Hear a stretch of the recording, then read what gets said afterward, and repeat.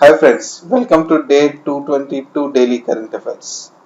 Coming to first news today, it is about airlift of Afghanistan nations who belongs to Sikh and Hindu community.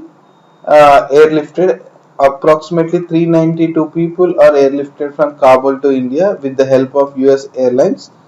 Evacuation to continue amid reports of presence of Pakistanis among Taliban. The report came to India that some of the Taliban community includes Pakistanis, so evacuation process is going to continue. India on Sunday airlift 392 persons from Kabul in an operation that covered India as well as Afghan nations.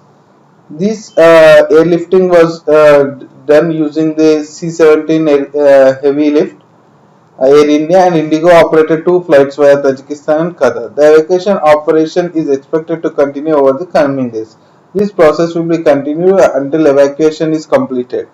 You can see the C-17 aircraft in thumbnail of the video. These are about today daily news and current affairs. We'll meet again in tomorrow daily news and current affairs. Thanks for watching. Please like, comment, subscribe and share.